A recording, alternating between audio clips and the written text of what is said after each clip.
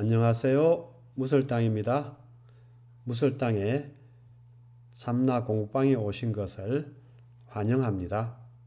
참나를 되찾아서 행복한 삶을 사시기를 진심으로 기원합니다. 이 영상에서는 가나선에 대해 말씀드리고자 합니다. 부처님께서 흑시범주에게 말씀하셨습니다. 나는 너에게 꽃을 내려놓으라고 한 것이 아니다. 너는 밖에 육진과 안에 육군과 중간에 육식을 일시에 버려서 더는 버릴 것이 없는 곳이라야 하느니라. 그때가 생사를 면하는 곳이니라. 그렇습니다. 육진, 즉 육경과 육군과 육식을 일시에 내려놓아서 더 이상 내려놓을 것이 없는 곳이라야 생사가 없는 곳, 즉 근원, 성품 자리입니다. 육경과 육군과 육식을 내려놓아야 근원으로 돌아갈 수 있습니다.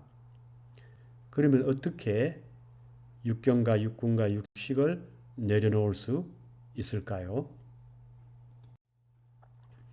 육군과 육식을 내려놓고 근원으로 돌아갈 수 있게 하기 위해서 각 종교에서 많은 수행법들이 관되었습니다.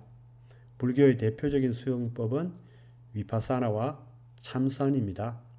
위파사나에 대해서는 59번 영상에서 논의하였으므로 여기서는 참선에 대해 간략히 말씀드리고자 합니다. 참선 수행도 여러 가지입니다. 저 무설땅이 해본 가나선과 연불선에 대해 말씀드리겠습니다. 가나선은 화두를 참고하는 수행법입니다.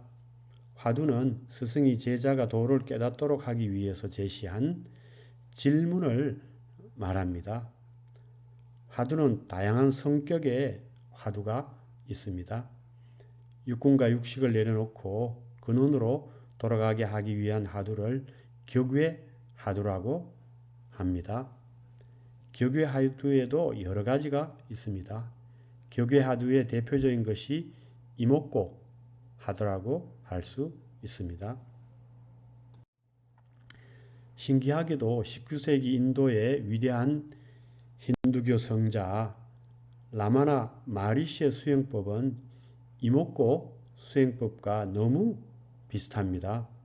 그래서 이것을 소개하는 것이 도움이 될 것 같아서 간단히 말씀드리고자 합니다. 라마나 성자는 참나를 깨닫는 효과적인 실천 수행법으로 자아 탐구, 즉 구체적으로 나는 누구인가? 라는 질문을 자신에게 꾸준히 던지도록 지도하셨습니다. 마음 즉 육심이 바깥의 대상 사물을 쫓아갈 때 그때 당연히 생각이 일어나므로 이 생각이 누구에게서 일어나는가? 라고 자신에게 묻습니다. 그러면 당연히 나에게서 라는 답이 나옵니다. 그때 나는 누구인가? 라고 자신에게 묻습니다. 그렇게 하면 마음, 즉 식심, 육식이 근원인 참나로 돌려진다는 것입니다. 이목고 화두도 라마나 성자의 자아탐구법과 동일합니다. 이목고는 이것이 무엇이냐의 경상도 사투리입니다. 한문 시신마물의 번역입니다. 이 몸뚱이를 끌고 다니는 이것이 무엇인가? 이렇게 견문각지하는 이것이 무엇인가? 이렇게 앉아서 이목고 하두로 들고 있는 이것이 무엇인가? 하고 이목고 하고 오로지 절실히 의심하는 것입니다. 이목고 하고 절실히 의심하면 대상 사물을 쫓아 밖으로 내달리던 식심, 즉 육식이 해심하여 근원인 참나로 돌려지게 됩니다. 격의 하두는 이목고 외에도 여러 가지가 있습니다. 몇 가지를 예로 들어보겠습니다.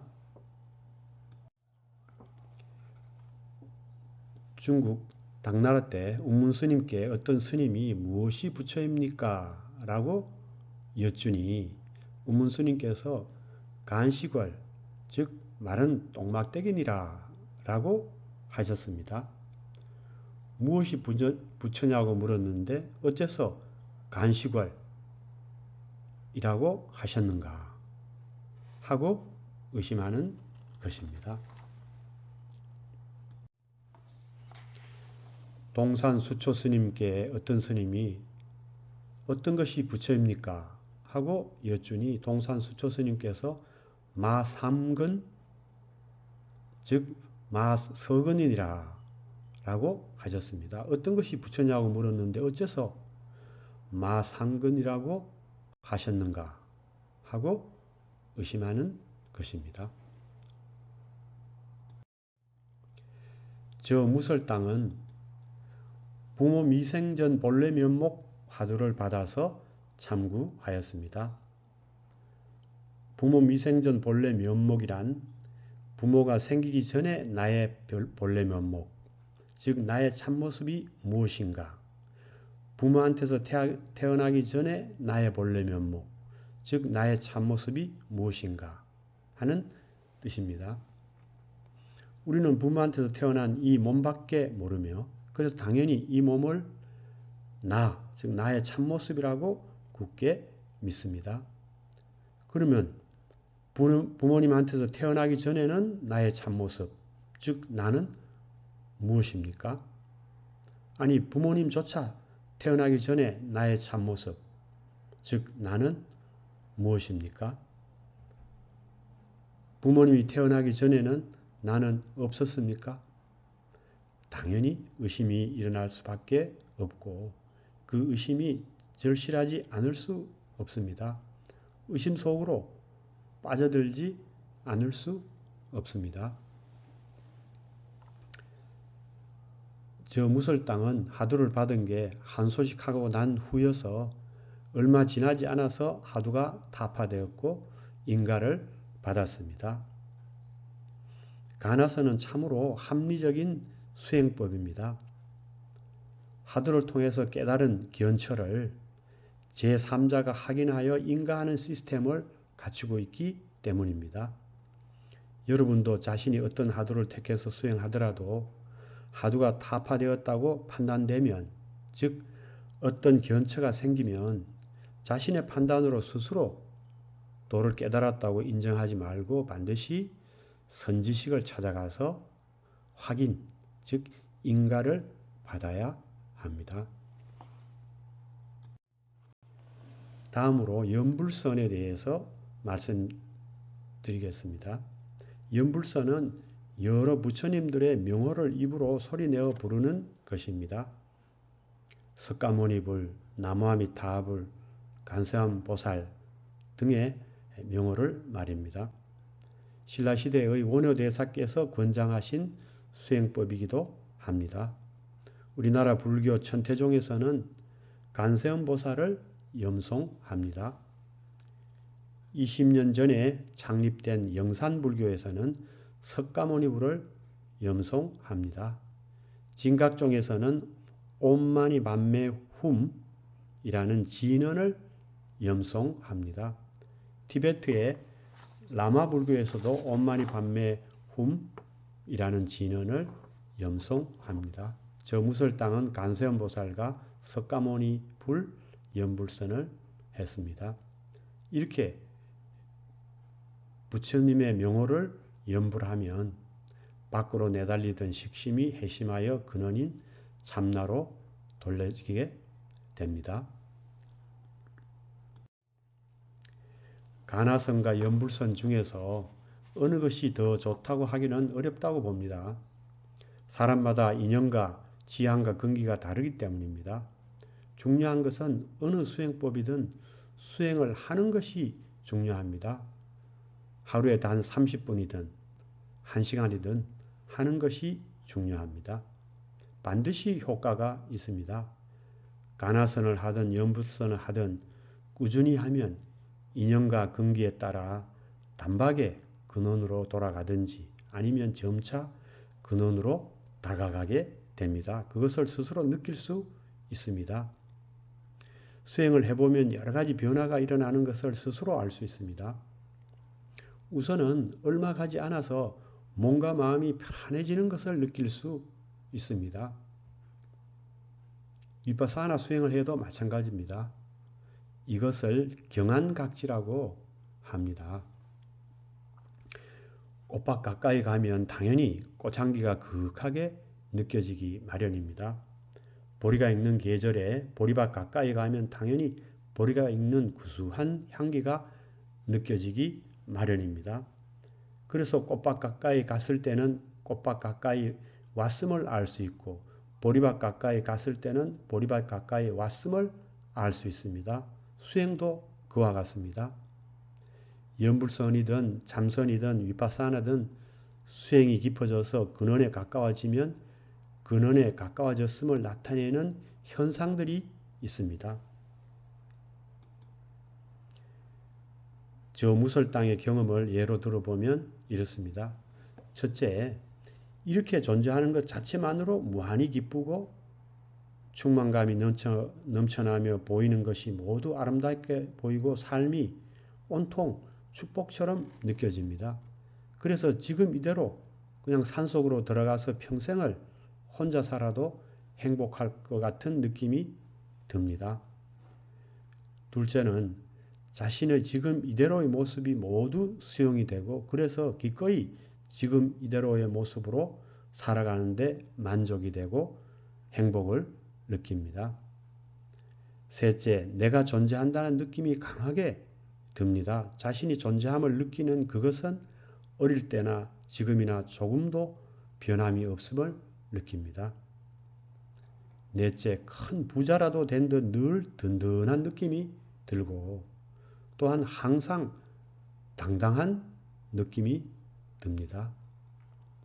이러한 현상이 일어나는 이유는 근원인 참마음의 자체 작용 때문입니다. 식심을 되돌려 근원인 참마음으로 반번하면 거기에는 신령한 알아차림, 즉 영지와 자신이 존재한다는 존재감과 존재하는 그 자체만으로 무한히 기쁘고 행복한 행복감과 희열감과 충만감이 있습니다. 이것이 모두 참마음의 자체 작용으로 인해 일어나는 현상입니다.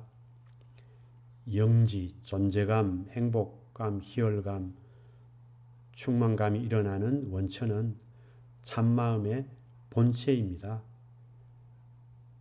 근원인 참마음의 본체는 공적, 즉 텅 빔이지만 그 자체의 작용으로 신령한 알아차림, 즉 영지, 비춤, 존재감, 희열감, 행복감 등이 일어납니다. 그러므로 근원인 참마음은 모순되는 표현 같지만 텅 빈 충만이라고 할 수 있습니다. 참마음은 텅 빈 공성이지만 텅 비기만 한 것이 아니라 온갖 덕성으로 가득 차 있습니다. 불교는 수행의 종교입니다. 스스로 수행해서 생사가 본래 없고 희열과 행복감으로 충만한 근원으로 돌아감으로써 스스로를 구제하는 종교입니다. 위파사나든 아나빠나든 참선이든 연불선이든 그 어느 것이든 하루에 단 10분만이라도 조용히 앉아서 해보시기를 간곡히 권합니다. 경청해 주셔서 감사합니다.